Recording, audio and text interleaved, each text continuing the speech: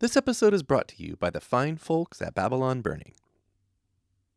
Babylon Burning is a 50-year-old legacy screen printing business located in the heart of San Francisco's South of Market district.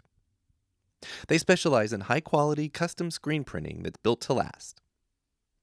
For 5 decades, they've been putting ink to fabric, working hands-on with beloved SF institutions like Rainbow Grocery, the Balboa Theater, and SF MoMA to produce custom merchandise people love to wear, collect, and proudly show off. 2026 marks 50 years of keeping this well-oiled machine running strong.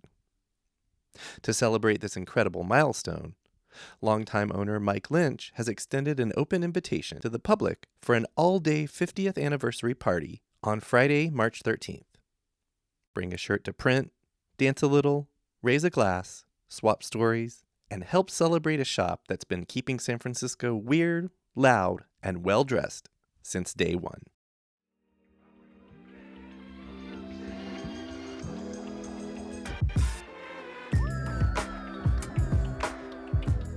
And so going there, it was feels a little like San Francisco in that everybody there was doing something weirder than I was doing, which was just kind of expanding of my idea of what the world could be and what I could do.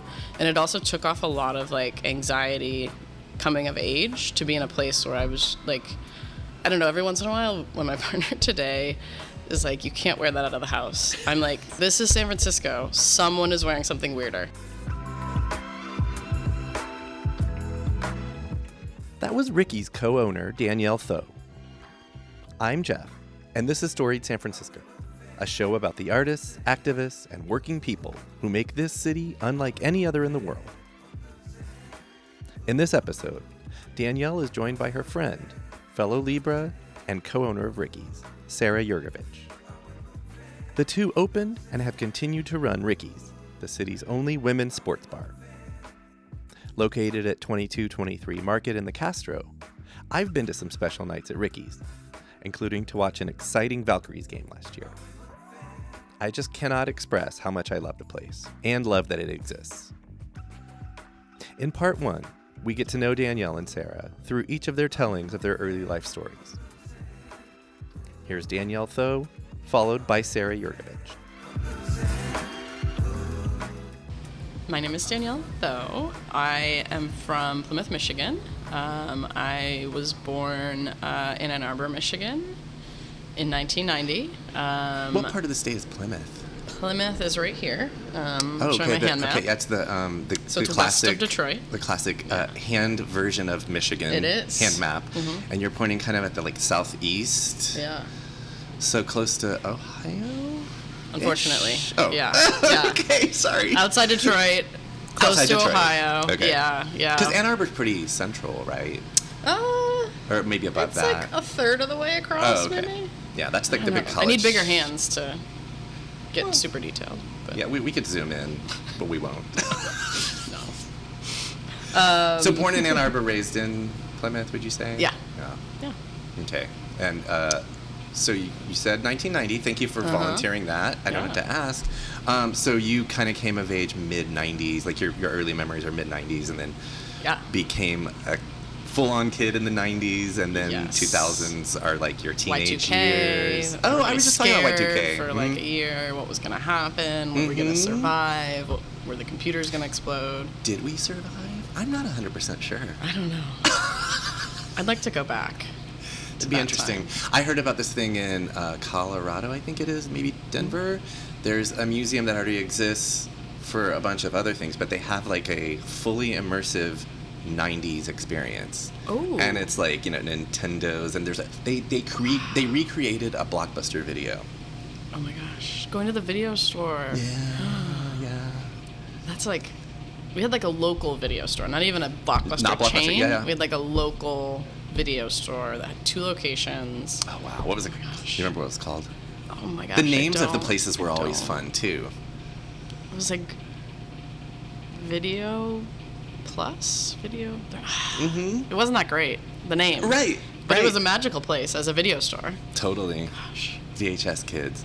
So, but you came up, late 90s, Yeah. you're a young kid, teenage years, 2000s. What kind of things were you into, and what, Definitely soccer, specifically as it relates, obviously, not to jump too far ahead to opening women's sports bar. But yeah, I grew up and started playing soccer when I was 6, and it was a huge part of my life, getting into like more competitive teams.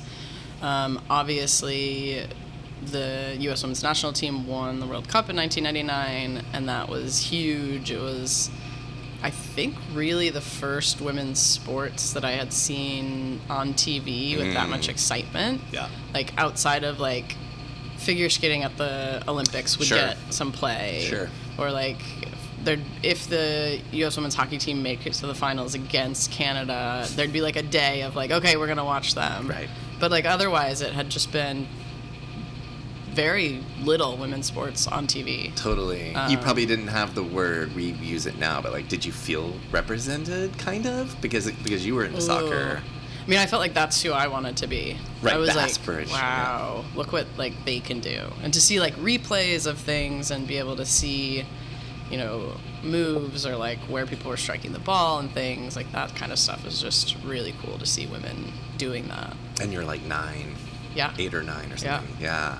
So pretty big impact, would you say? Yeah, totally. Okay. Totally. And you were playing, were you playing like in school or in leagues outside of school? In leagues, or? like club teams. Right. Yeah. Right. And like traveling more and going to different tournaments, and I think very much not understanding the difference between my level of play and like their level of play. Oh. It felt like, oh, I understand everything that they're doing, but it was like, oh, I can't execute half of that. So it felt like a much more attainable goal to like be as good as them than it was. So I think that was like high school, like realizing like, oh, this is hard. Yeah, and like maybe I should have been like training daily for the last 5 years or something like that. Like, but then that can be inspiring too, or motivating, right? Yeah. Like it's kind of do or die. Yeah, that's true.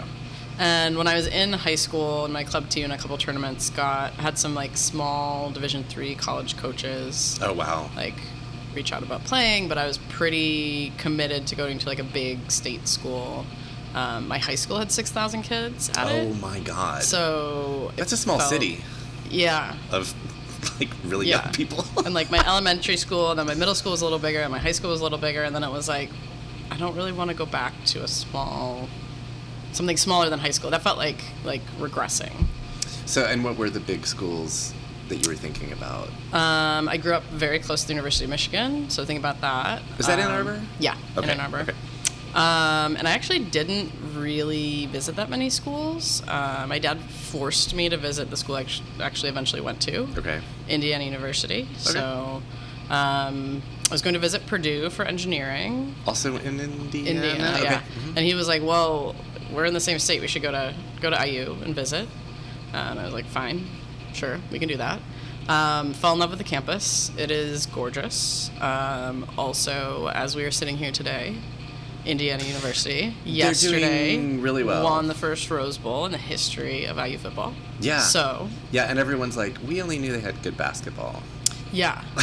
Yeah. Well, until 2 months ago, Indiana football had lost more football games than any other college team. That's impressive. In the country. It is. It's very impressive.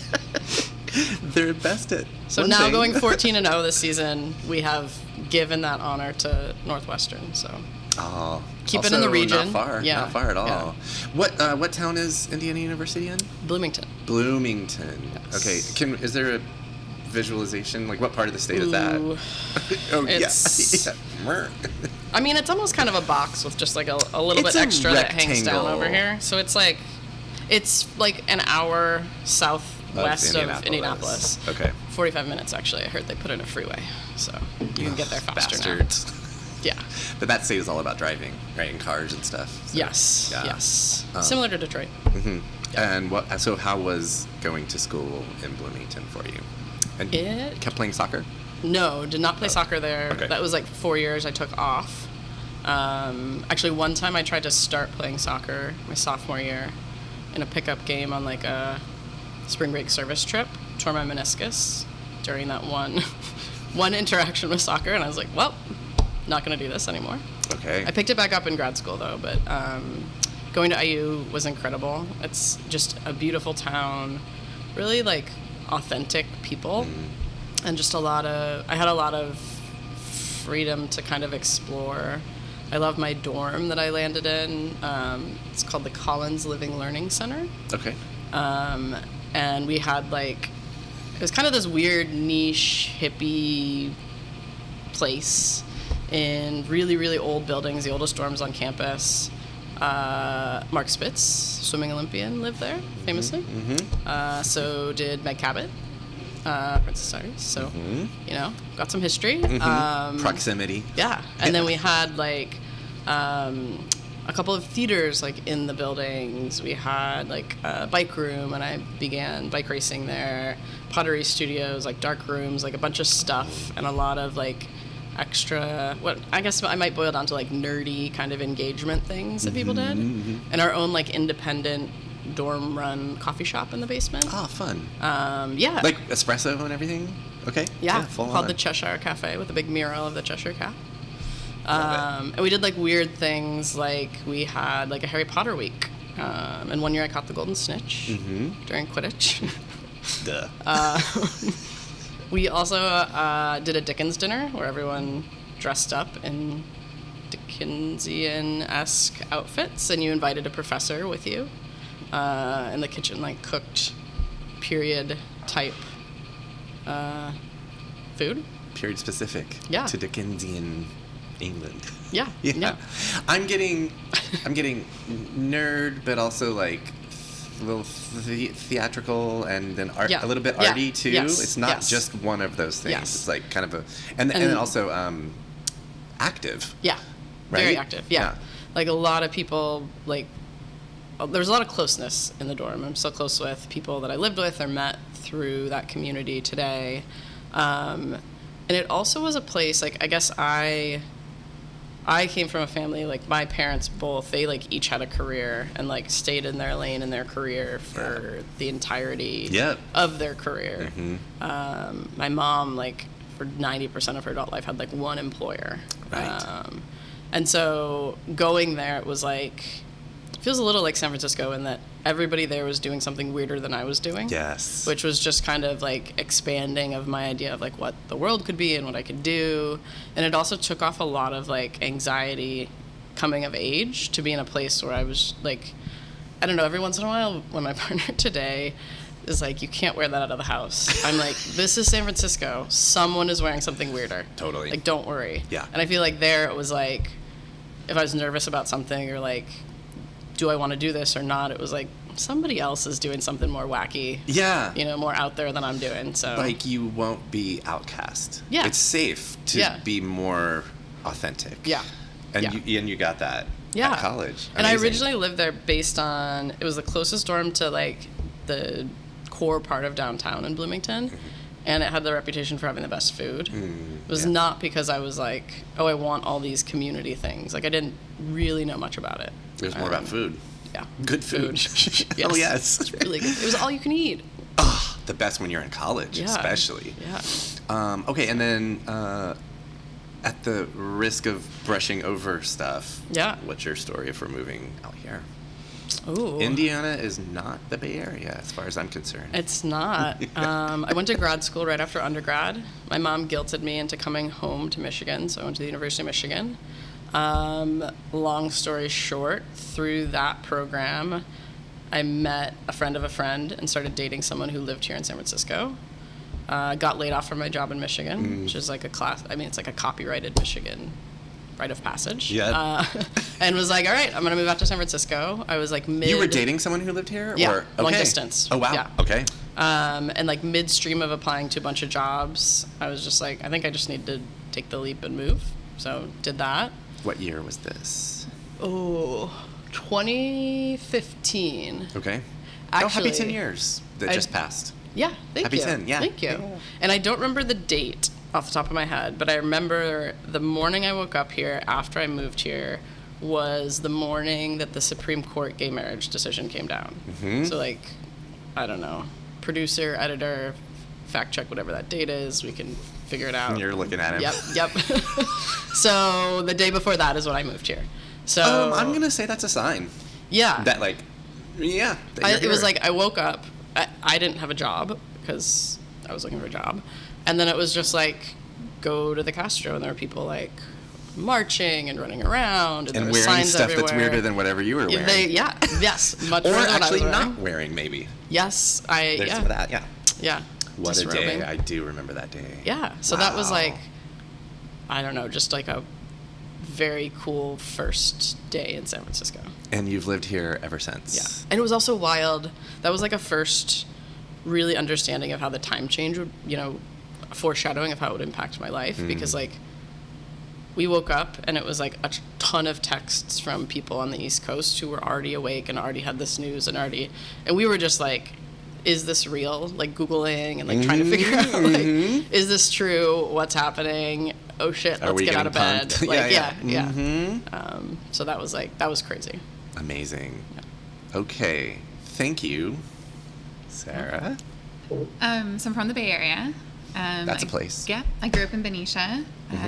My mom is from Ohio and my dad's from Kansas. Oh. America and America. America and America, that is correct. Benicia, not so much. Yep. They met at the University of Kansas, where then, and I want to say the majority of my family has gone to school. Okay. My dad was in the Navy. And there's me too. Oh, nice, yeah. There's a Navy base in Vallejo, Mare Island. And so he got shipped there with my mom. They moved to Vallejo and then eventually moved to Benicia. Okay. Do you know when your dad came out to be in Vallejo? Let's see. It would have been late 80s? 60s. Oh, late 60s. Yeah, okay. so my parents were a lot older. I'm the youngest of 5. Oh, wow. So yeah, they were a lot older. They moved to Benicia in like 74, 73 or 74. Okay. So they were in Vallejo before that. Not only was my dad in the Navy, they also have a Bay Area story. He's from Texas, but he was stationed in Alameda when that was that was a naval station. Oh, that's awesome. I was just talking to someone else who had the same story. So the number of people that end up here because about of Alameda, or yeah, about Alameda. Oh, and then I've seen pictures. I've done some investigating. I'm pretty sure the building is not there because the naval base, whatever. But my parents were married there. Oh, that's so cool. And then they went back to Texas and first to Austin, then to Fort Worth. And my trajectory is the exact opposite. Oh, interesting. Anyway, not a show about me. So then what happened? So what happened after that point? You turned it around, haven't you? Yeah. Then what happened is I started a podcast and I started asking other people for their story. Amazing. Touche. Okay, so Benicia. Yeah, so Benicia. And do you, like Danielle, want to volunteer at least a decade of when you were born? Yeah, totally. So yeah, like I said, I'm the youngest of 5. So I have 4 older brothers. Oh, wow. Yeah, that is directly how I got into all of the sports. Okay. So yeah, my mom didn't really, they didn't really know what to do with like a quote unquote little girl. Yeah. And so they kind of just threw me in all of the sports that my brothers were doing, because I think it just kept us busy and active, and they liked the sense of like community that comes from it. Sure. So my mom actually signed me up for soccer when I was 3. Okay. And that wasn't technically just so allowed. Cute to imagine. I know. Exactly. It's so cute. Yep. So that wasn't technically allowed. You had to be 4. And so they said, okay, well, we'll let you do that if you sign up to be like a leadership part of the team. Like, I love team. Like, you're 3 and 4. Like, lol. So she was like, sure, I'll be the team mom or whatever. Okay. And then they accidentally signed her up to be the coach. Oh. And she was she's a pharmacist, and she worked full time. I think like a couple jobs at that point. And so and I can only imagine. I know. And 4 of them were boys. I know. So I can only imagine the panic that she had, that she's also talked about, and being like, okay, I'll figure out how to coach. I've like seen my 4 boys play soccer, so I'll figure out how to do that. And she did. I'm gonna deem your mom a badass. Yeah, I don't know her, but everything. She was a phenomenal badass. Yeah, yeah. For sure. We're probably just skimming the surface of her life. Yeah, exactly. That's great. So you started with soccer I started as with well, soccer. But you played other sports that they threw you into? Yeah, so I think maybe different from Danielle. I'm not sure, but I was more of a like jack of all trades, master of none. So soccer was soccer was definitely number 1 until I got into like high school, and then I kind of did more like volleyball. But I was in all of the different sports. So I did basketball and tennis. My dad had an idea at one point that I was going to get into college on a full scholarship if I could be a really good golfer. Oh. So he put me into all these golf classes, and I was like, I don't love this. It's not my favorite thing ever, but it was good. Yes, I played lots of different sports. And a little bit of a kind of quirky thing is my mom would always put me in the boys' teams. So I don't know where it came from, but she had this idea that the boys' teams were just going to be like way more competitive. And if I could be the best on the boys' team, then I would be like doubly the best on any girls' team. Again, badass. Yeah, like, she so was smart. convinced. She was convinced I was going to play football in high school, and I was like, I have to stop you here. Love you, Mom, have but... no interest in this. Yeah. Do you think it made you a better soccer player, though? I think it did make me a better soccer player, like up to a point. I think it gave me like a really strong personality, because you'd walk onto these teams, like I played baseball, and so you start the first practice of the year for baseball, and you'd be thrown in with a bunch of boys who were like played until I was 14, who were like they're throwing fast at that point. Yeah, they're throwing fast at that and point, hard. But also they're like kind of can be little jerks. Like there's like a definite like, what is this girl doing here? And they're very vocal about it. Yeah. And so you really had to prove yourself like all of the time and show up and be like, all right, well, there's gonna be people who are gonna be super mean, and that sucks. But there's also like gonna be some cool guys that are on the team that are super awesome. Yeah. But my favorite is one of the last years I played baseball. There was a boy who was being like super mean. He was like, I don't want to play with the girl. I don't want to be on a team with the girl. And his dad was the coach. He's president of the United States. Right, exactly. Yeah. His dad was the coach, and he paired. Oh no, it was great. His dad was awesome. He paired him up to like warm up with me. And so as we were warming up, I threw the ball so hard I made him cry. His actual tears, and he was going, "Stop it!" I mean, you could have walked away from the sport at that point. Yeah, awesome. You've done your everything. Yeah. I cannot throw like that anymore. But no. So yeah, the sports were a really big part of my life. Whether it was watching my brothers play, watching sports on TV, which was always men's, or playing. It feels like sports were just like a core part of growing up. And did you also grow up in the 90s, would you say? 2000s, 90s, 2000s? So I was born in 89. Danielle and I, our birthdays are a year and 7 days apart. Okay. So. Same sign? Yeah. Libras. Oh, we've talked about this. Yeah. Oh, I mean, I'm meeting you for the first time and learning all this for the first time. We'll talk about that later. Yes, it's a table full of Libras. What could go wrong? Everything's great. We could just not be on topic ever. No direction, no decisions. That's amazing, though. So 1 year difference. So, yeah, so 90s. Wow. So I love talking to folks who are from the Bay because that was a time in the Bay. Did you come to SF much as a kid, since this is a podcast about San Francisco? I did, yeah. My What kind of things did you do here? Sorry? What kind of things did you do when you came to the city? So lots of touristy things. So whenever family would visit from out of town or friends, we would come here. We had a lot of field trips in San Francisco. But maybe like a little bit later, my brothers lived here. It's like my oldest brother, who's 16 years older than me. He lived in San Francisco with one of my other brothers, and went to, I guess it's called UC San Francisco Law or something. Formerly Hastings. Yeah. What part of town did they live? They lived all over. So partially like Pacific Heights. They lived in the Mission for a long time. Kind of close to the financial district at one point. Yeah, so they moved all over. So I'd come to the city a lot to see them. Yeah. Yeah. So it wasn't there. Like, do you even remember the first time you came to visit? I do. It's actually awesome. I don't know if it's the first time. My first memory of visiting, my mom was really good friends with a doctor, a surgeon. His name was Dr. Raleigh, and he lived in a high-rise, and he lived in the penthouse of the high-rise. Yes. And like we didn't grow up with them like a lot, I'll say, but going to visit him this one time and seeing his life was like mind-blowing. And he took us like up to his penthouse and seeing his like apartment. It was just absolutely gorgeous and like honestly terrifying. It was so terrifying. It was like floor to ceiling glass, and it was super crazy. But then he took us to Chinatown, and I remember Chinatown like very vividly, and just thinking that everything, like, it felt like I was really, really somewhere else. Yeah. And then I remember eating dim sum and being like, this is great. Actually, I love this. I can like this place. Yeah, but it was cool and kind of scary as a kid. Like, Sure. San Francisco feels a little scary as a kid if you live in the suburbs, but fascinating at the same time. And then did you go to college? And if so, did you leave the Bay for that? Yeah, I went to UCSB, Santa Barbara.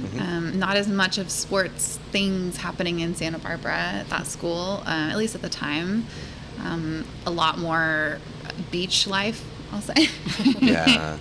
Yeah. It's beautiful there. It's so beautiful, but it's hard to ever stay because there's not a lot of jobs. So Right. it's like you can enjoy it while you're there, and it's beautiful, gorgeous. I can't remember the name of the town that's like, or maybe it's a section of Santa Barbara. It's like after San Francisco, maybe even Chinatown. It's like the densest part of California.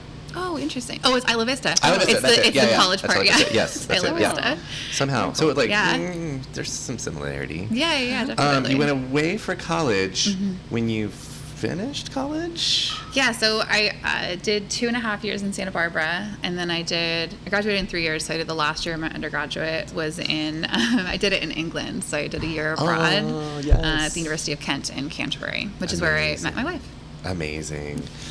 Was there, you did come back, was there Eventually. ever a question of going anywhere else? Yeah, kind of interesting listening to Danielle's timeline of coming here because getting rid of the Defensive Marriage Act was the whole reason that we moved here. So we had kind of settled on, we were going to live in England forever, and that was great. Didn't anticipate that legislation would go away. Once it did, just opened the doors for us to think of going somewhere else. I still have family in San Francisco and niece and nephews who were getting to the point where they'd like remember you or not remember you. Right. So yeah, we kind of sold everything that we had and quit our jobs and moved to San Francisco. That was Sara Yergovich and Danielle Thoe, owners of Rikki's, San Francisco's women's sports bar. We recorded this episode at, where else? Rikki's. On the next Storied San Francisco, hear how Danielle and Sara met and eventually decided to act on the crazy idea to open a women's sports bar. Part 2 drops this Thursday, wherever you get podcasts. Music for Storied San Francisco was produced, performed, and curated by Otis McDonald. Our contributing producer is Aaron Lim of Bitch Talk Podcast. And the show is produced and hosted by me, Jeff Hunt. Now in our 8th season, we have more than 300 episodes available on our website, storiedsf.com, or wherever you listen to podcasts. If possible, please rate and review the show. I want to know what you think. Find us on Substack for our monthly newsletter and more. And follow us on Instagram and Threads at storiedsf. Reach us there or email us at storiedsf@gmail.com. Thanks for listening. Try to stay hopeful in these dark times. Keep being wacky, creative, and kind out there. And we'll see you next time on Storied San Francisco.